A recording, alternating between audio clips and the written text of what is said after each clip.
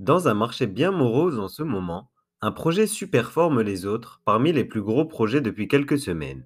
Il s'agit du projet Solana qui s'apprête à rentrer dans le top 10 des projets de crypto-monnaie en termes de market cap. Solana est un projet dont on entend de plus en plus parler, bien qu'il reste en réalité très peu connu du grand public. Solana est une blockchain d'infrastructure, comme Ethereum par exemple, qui permet aux développeurs de créer des applications décentralisées avec des fonctionnalités de smart contracts. La grande révolution apportée par le réseau Solana réside dans le Proof of History, POH, qui permet d'automatiser le processus de transaction et d'en améliorer l'efficacité ainsi que la rapidité. Le Proof of History n'est pas un mécanisme de consensus en soi, mais il permet de grandement améliorer le mécanisme Proof of Stake de la blockchain Solana. En effet, dans chaque bloc de la blockchain, un nœud de réseau peut inscrire autant de transactions qu'il en est capable, sans avoir besoin de les ordonner d'une manière particulière.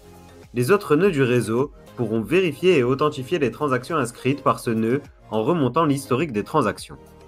Ainsi, grâce au Proof of History, chaque transaction est identifiable grâce à sa date et les autres nœuds du réseau peuvent facilement repérer les éventuels problèmes. Grâce à cette technologie, la blockchain Solana est en mesure d'offrir des capacités records, atteignant actuellement jusqu'à 50 000 transactions par seconde, soit 3000 fois pas plus que les capacités de la blockchain Ethereum par exemple. Grande différence avec certaines blockchains, on parle ici de capacités non seulement pour les transactions, mais aussi pour l'exécution des smart contracts. Une fois le réseau pleinement développé avec un nombre de nœuds optimal, cette capacité devrait même atteindre jusqu'à 700 000 transactions par seconde. Dans la vidéo du jour, je vais donc vous présenter le token SOL, qui est le token au cœur du projet Solana. Plus globalement, je vais aussi vous présenter le projet, avec les éléments qui lui ont permis de résister bien mieux que les autres tokens à la période actuelle. En fin de vidéo, je vous donnerai les perspectives d'avenir et les évolutions potentielles du projet. Bonjour et bienvenue sur Cryptomania. Si vous êtes intéressé par l'investissement sur les crypto-monnaies, n'hésitez pas à vous abonner pour ne rien manquer de l'actualité, des présentations de projets et autres retours sur mes méthodes d'investissement. Le projet Solana a débuté en 2017 avec la publication par Anatoly Yajovenko de la fameuse technique du Proof of History. Sur les blockchains comme Bitcoin ou Ethereum, une des grandes limitations de la scalabilité vient de la limite du nombre de transactions qu'on peut inscrire dans chaque bloc. Cette limite était causée par le besoin de se repérer facilement dans chaque bloc. Pour résoudre ce problème, Anatoly Yajovenko a eu une idée très ingénieuse. Alors que la technologie blockchain avait près de 10 ans, personne n'avait encore pensé à inscrire une certaine temporalité à l'intérieur de la blockchain. C'est alors qu'a été pensé le Proof of History, POH. Grâce à cette méthode, lorsqu'un nœud de réseau inscrit une transaction dans un bloc, sa date lui est associée. Cela permet d'inscrire autant de nœuds de réseau que possible sans être limité. C'est une innovation qui a permis la naissance et la différenciation de ce projet dans la jungle des crypto-monnaies, puisqu'il est encore à ma connaissance un des seuls projets à avoir implémenté cette technologie. Concernant le token SOL du projet Solana, on a typiquement un cas de distribution de tokens très particulier. Comme vous pouvez le voir, une grande quantité de tokens a été libérée en simultané au tout début de l'année 2021, le 7 janvier à peu près. En effet, à cette date-là, on est passé de 15% du maximum prévu en circulation à plus de 92% du maximum prévu en circulation. Hormis les tokens réservés à l'équipe du projet, tous les autres tokens, en particulier ceux destinés aux investisseurs privés, ont été libérés soudainement. On aurait pu penser que cette libération soudaine aurait largement affecté le cours du token SOL, mais en réalité, ce token a fait mieux que résister, puisqu'entre le 31 décembre et le 14 janvier, le cours du token a plus que doublé, passant de 1,5$ à plus de 3,4$. Ce qui peut sembler dérisoire quand on sait que le token s'échange aujourd'hui pour plus de 40$ par unité. Cette résistance lors de la libération du token est révélatrice de la confiance des institutionnels. En effet, plutôt que de se précipiter à la vente dès qu'ils ont obtenu leur token, ils ont préféré le conserver, signe qu'ils croient en Solana, à minima à moyen terme. Au-delà de cette distribution particulière, d'autres éléments sont spécifiques au token SOL. Malgré l'inflation qui a été votée, le token pourrait s'avérer déflationniste. En effet, à l'heure actuelle, la totalité des frais de transaction qui sont prélevés sur le réseau sont brûlés. Cela fait mécaniquement augmenter la valeur du token, puisque la quantité disponible est en baisse régulièrement.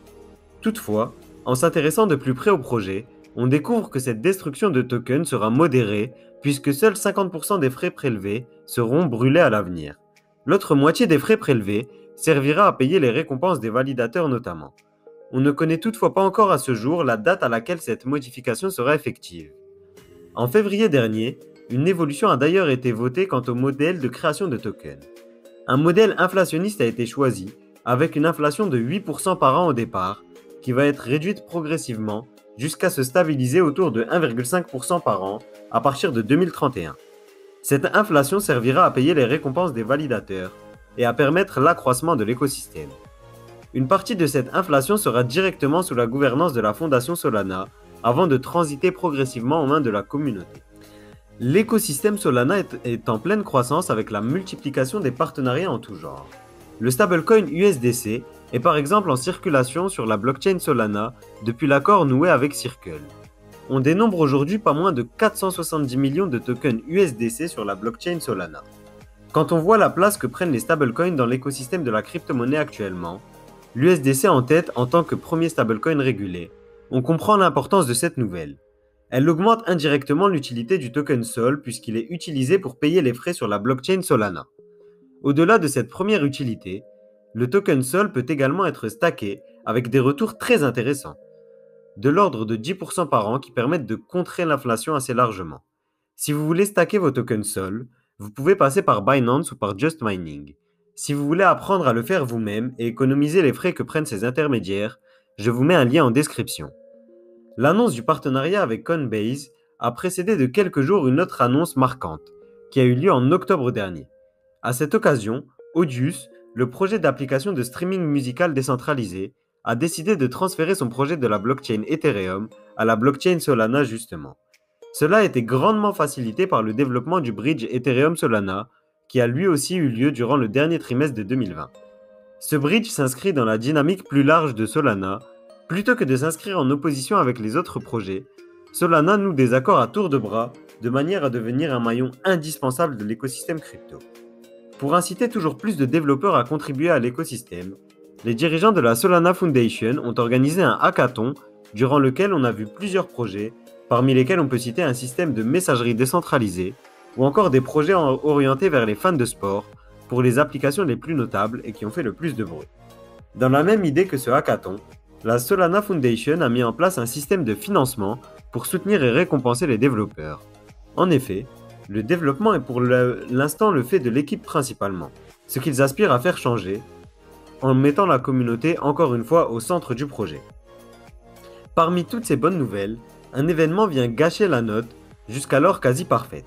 Cette nouvelle n'est pas des moindres, puisque le réseau Solana a tout simplement crashé et été inaccessible pendant une durée de 6 heures en décembre dernier. D'après l'équipe de développeurs derrière le projet, ce crash est dû à une faille dont ils avaient conscience et qu'ils ont depuis résolue. Un des moyens choisis pour augmenter la sécurité du réseau Solana a été de nouer un partenariat avec Arwaves pour stocker les données. Jusqu'alors, Solana gérait le stockage de données en interne, mais cette solution a trouvé ses limites. Pour faire le point, à la fin de l'année 2020, l'écosystème Solana, c'était déjà plus de 100 projets en construction, une blockchain qui repose sur plus de 300 validateurs et une communauté grandissante avec 5 millions de portefeuilles uniques. À peine 5 mois plus tard, le nombre de projets en construction sur le réseau Solana a presque triplé pour atteindre près de 300. Cette hausse est assez impressionnante. Cette dynamique coïncide d'ailleurs avec la hausse du cours du token Sol. Malgré la baisse de ces dernières semaines, le token Sol a fait x20 depuis le début de l'année, puisqu'il s'échangeait autour de 1,8$ le 1er janvier, contre plus de 40$ par token aujourd'hui. Cette hausse est particulièrement surprenante, surtout quand on regarde le modèle d'émission du token. Même à l'apogée de la alt season il y a quelques semaines, le token a eu du mal à franchir un palier symbolique, le palier des 45$ par token. À ce prix, tous les investisseurs qui ont investi lors des levées de fonds privés ou lors de l'ICO sur le token Sol ont fait au moins x200 sur leur investissement de départ. C'est souvent un palier majeur en termes de prise de profit, et une fois ce palier clairement franchi, on peut commencer à moins considérer l'impact de ces early investors. À mon sens, un des éléments qui a pu être négligé par la Solana Foundation en ce début d'année 2021 est sans aucun doute le développement technique. Ils ont, sans doute à juste titre, placé l'adoption comme objectif numéro 1 lors du bullrun actuel. Cette stratégie porte ses fruits et était une nécessité pour réduire l'écart qui le sépare de ses potentiels concurrents que sont Polkadot et Ethereum par exemple. Après tout, l'adoption est la clé du succès d'un projet de crypto-monnaie. Mais comme on l'a vu avec le crash du réseau, ce délaissement des aspects techniques, s'il s'avère vrai, pourrait coûter très cher. Malgré cela, Solana peut compter sur l'appui et le soutien ferme de deux projets de l'univers des crypto-monnaies, l'exchange FTX et le fonds d'investissement Alameda Research. Le fonds d'investissement Alameda Research est sorti de l'ombre plus tôt cette année en investissant pas moins de 90 millions de dollars sur deux projets de l'écosystème Solana. Le premier des deux est Maps.me, une application de cartographie hors ligne à succès qui réunit près de 140 millions d'utilisateurs. Cette application prévoit de se lancer dans la DeFi via le lancement du token Maps. Le second projet est le projet Serum avec son token SRM qui aspire à devenir l'exchange décentralisé leader de la blockchain Solana. Si la vidéo vous a plu et que vous voulez apprendre à analyser des projets vous-même pour découvrir les pépites avant tout le monde, j'ai la solution pour vous. Cette solution, c'est le guide que j'ai rédigé durant les derniers mois et qui est disponible sur cryptomaniaclub.fr. Le lien est en description. Dans le guide, vous retrouverez un retour sur mes méthodes d'investissement pour générer des revenus passifs, ma stratégie pour dénicher des nouveaux projets, mais aussi mon plan pour être gagnant à long terme.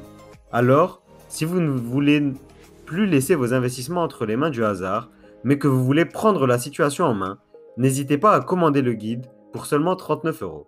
À ce prix, il ne reste plus qu'une trentaine d'exemplaires. Ensuite, le prix augmentera de 20 €.